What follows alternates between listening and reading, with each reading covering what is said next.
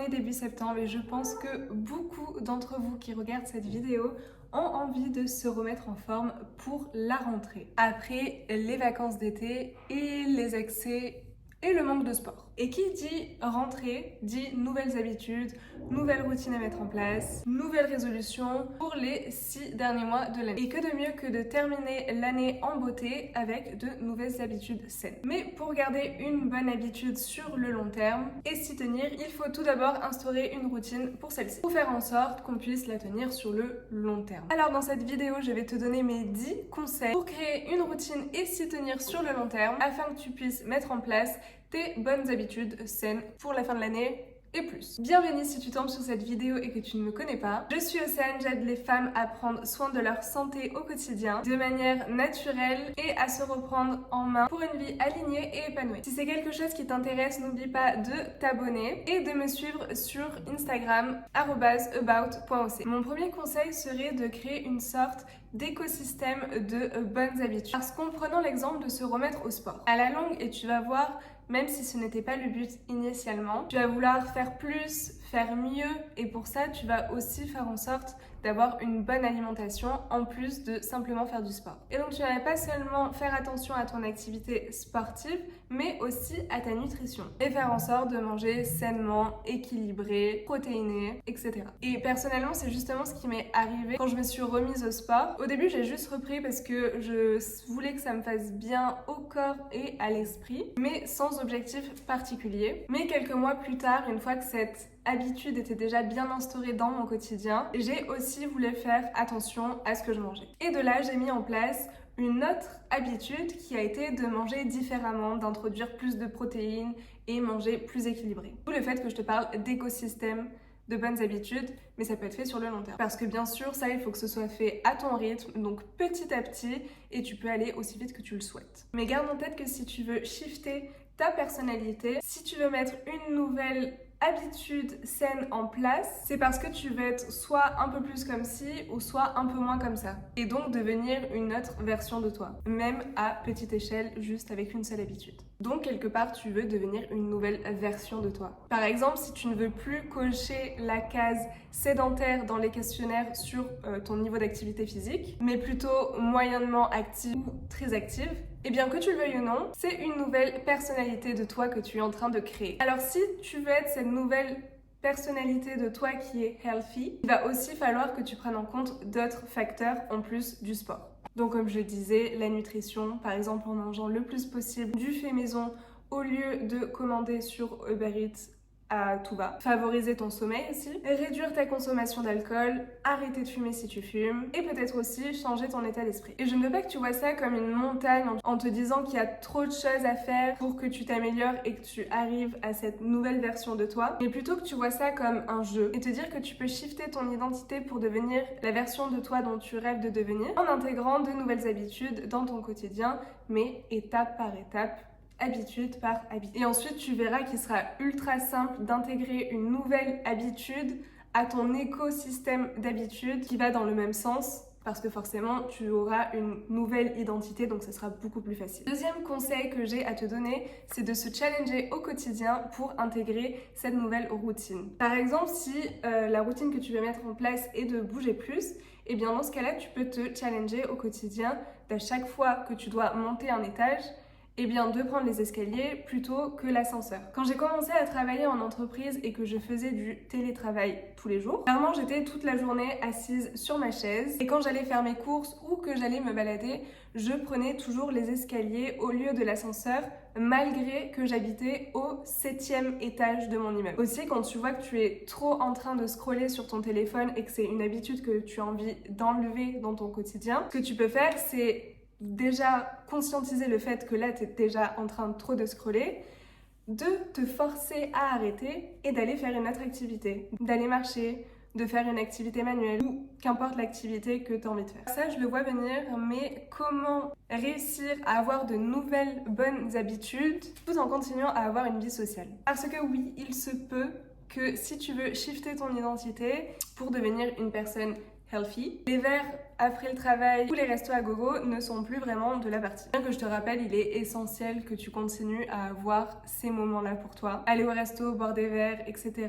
doit tout de même faire partie de tes 20%, mais non pas de tes 80% du. Mais si c'est vraiment ce que tu veux, ce que tu peux faire, c'est que tu peux proposer à tes amis une activité sportive, de tester un nouveau cours de sport, une nouvelle salle, un nouveau studio, qu'importe, d'aller marcher ensemble, de visiter un nouvel endroit dans ta ville, d'aller faire une randonnée ou plein d'autres choses, aller faire un cours de poterie si tu veux. Et oui, effectivement, tout ça, ça coûte de l'argent, mais au final, comparé à ce que coûtent les verres d'alcool et les restos, je peux t'assurer que c'est kiff-kiff. Et tu peux aussi essayer de trouver des alternatives de restos un peu plus sains. Je sais qu'il y a beaucoup de restos maintenant, surtout dans les grandes villes, qui font des plats plutôt sains. Même si, je te l'accorde, si tu habites en campagne ou dans une petite ville, ça peut paraître un peu plus compliqué. Mon quatrième conseil, peut-être d'imaginer ta vie future pour te motiver à mettre en place ces routines au quotidien. Je m'explique. Ça va être de venir réfléchir à comment tu vois ton lifestyle une fois que tu auras des enfants, par exemple, si tu en veux. Que ce soit leur vie à eux ou même la tienne, en leur présence. Quel exemple de santé tu as envie de donner à tes enfants? Si je prends mon cas, j'ai envie que mes enfants grandissent avec des parents en bonne santé, que je puisse faire des activités avec eux, courir avec eux.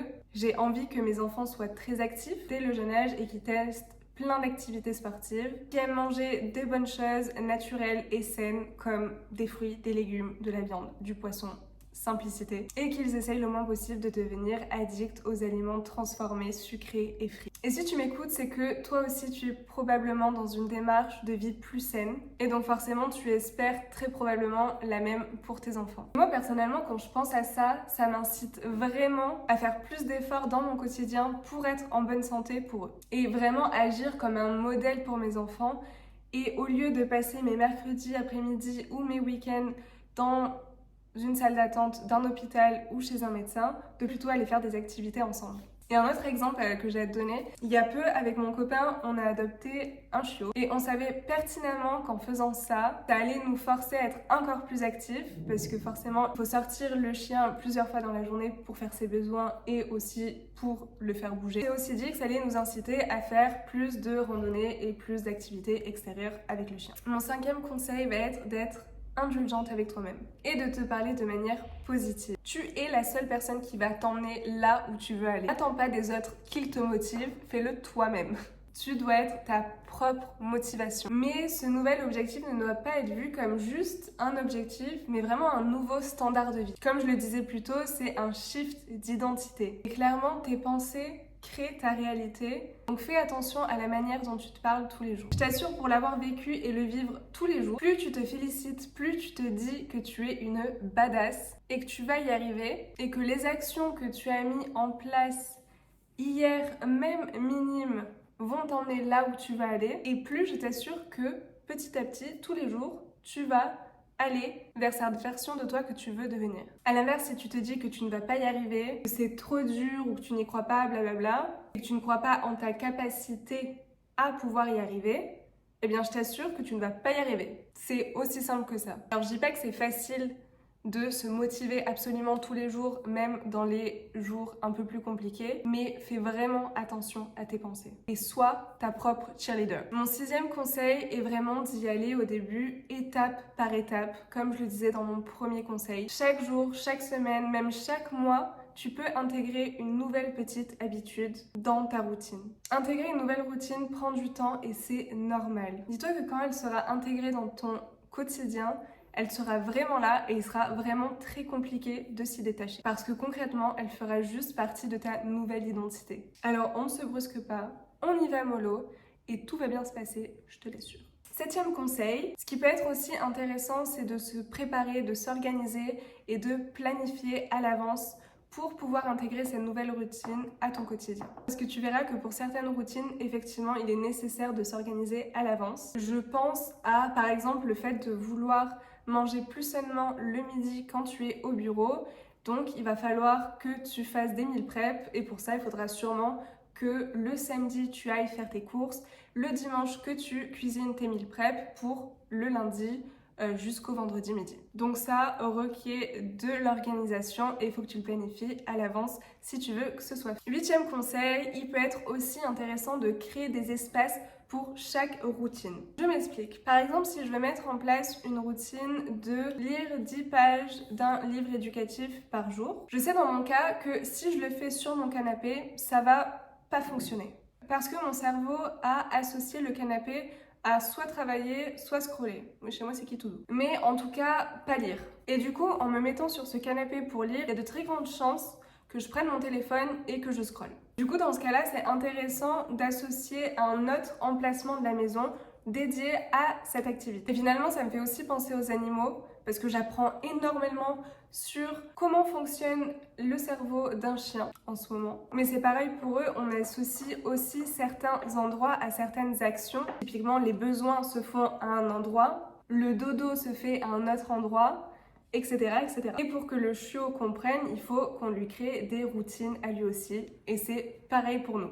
Du moins, c'est pas obligatoire, mais c'est plus facile pour notre cerveau d'associer une habitude à un espace. Mon 9e conseil est de faire un challenge avec une autre personne. Par exemple, tu prends ta meilleure amie et tu lui dis « Ok, tous les jours, il faut absolument que j'aille marcher au moins 30 minutes dans la journée, quoi qu'il. » Et elle peut prendre un autre objectif, comme typiquement lire 10 pages d'un livre dans la journée. Et le but, c'est qu'à la fin de la journée, vous faites un petit check-up de ce qui s'est passé, de si vous avez fait l'action, oui ou non. Et pour notre cerveau humain, on n'a pas envie de se sentir nul face à quelqu'un, même si c'est notre meilleur ami. Et du coup, on va se sentir encore plus obligé de faire cette action parce qu'il y a quelqu'un derrière qui nous attend et qui attend qu'on ait fait l'action. Et ça va être vraiment une bonne idée si tu as du mal à te motiver seul. Et enfin, dernier et 10e conseil qui provient, il me semble, du livre Rien peut tout changer de James Clear, qui est d'associer une habitude à quelque chose que l'on aime. Par exemple, si tu veux commencer à courir,